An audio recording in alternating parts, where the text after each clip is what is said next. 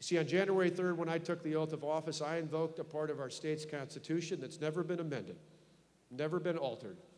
It's a part that talks about the proper role of government in our life, not of conservative or liberal, Republican or Democrat, but of simply this. It says, moderation and frugality in government leads to freedom and prosperity for our people.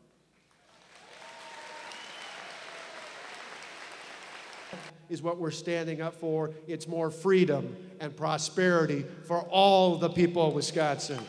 We didn't wait a year or 6 months or even a month. We started acting on it the very first day we took office, because if you were the CEO of a company in trouble, you wouldn't wait to take action to save your company. You'd start acting on it the very first day you took over. That's what we've done, that's what we're doing, and that's what we're going to continue to do if you give us the chance after June 5th.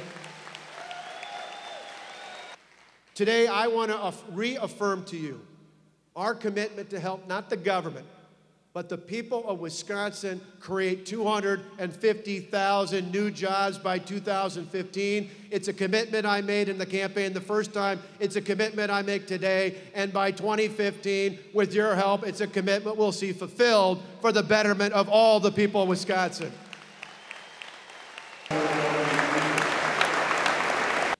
People think about him and they think about success. But people often forget. And the year before Vince Lombardi took over the Green Bay Packers, the Packers were 1-10-1. And he didn't take them to the World Championship that very first year.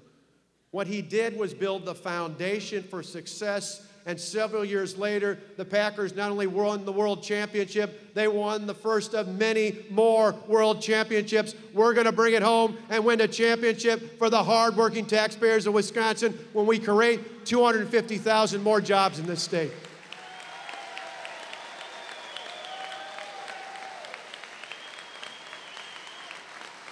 We have laid the foundation for success. And if you listen to what the mayor said when he talked during this primary election to special interest group forums from across the state, he outlined an agenda that would raise taxes on manufacturers, on agricultural-based interests, on small businesses, and on property taxpayers. That's not a way to take Wisconsin forward. That's a way of taking Wisconsin backwards. You know, when we came into office last year, Wisconsin had a $3.6 billion budget deficit.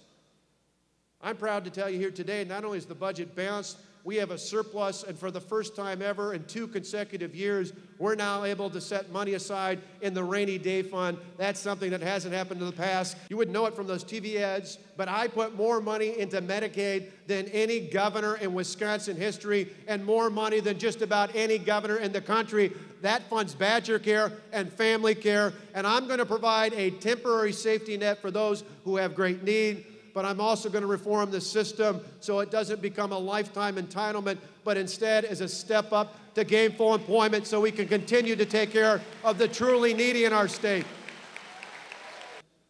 Today's the 31st day. Let's keep the clock running. The 31st day since the mayor of Milwaukee was asked, since this election's all about undoing the past 15 months, the obvious question is, if you want to undo the past, what would you do? It has been 31 days since the mayor of Milwaukee was asked about that. 31 days later, the answer is still the same. He doesn't have an answer. He doesn't have an answer. The kind of things he lists as priorities when it comes to spending. He wants to spend $100 million on a trolley for the city of Milwaukee. That's the kind of reckless spending that led Wisconsin into a $3.6 billion budget deficit. 3 weeks from Tuesday, we'll have a choice about whether or not we go back to the days when a handful of special interests controlled things that happen in our state and in our local governments, or instead, do we choose to stand up and say, you know who should really be in charge? The hardworking taxpayers of this state. I'll pick the hardworking taxpayers each and every time. Think about it. Last February and March, the out-of-state special interests poured millions of dollars trying to attack me and our reforms. Then they went after the state Supreme Court race. Then they went after 6 brave Republican state senators. Then they got involved in the recall movement itself. And for the past several months, they've been pouring millions and millions and millions of dollars into the state. And I would imagine over the next 3 weeks, they're going to pour money in attacking me like we've never seen in the state of Wisconsin. But we've got something that trumps that. We stand with the hardworking taxpayers of Wisconsin, and the hardworking taxpayers, I believe, sent a message on Tuesday, and I believe again on June 5th, they're going to send an equally powerful message that we want someone who stands with the taxpayers and not the powerful special interests.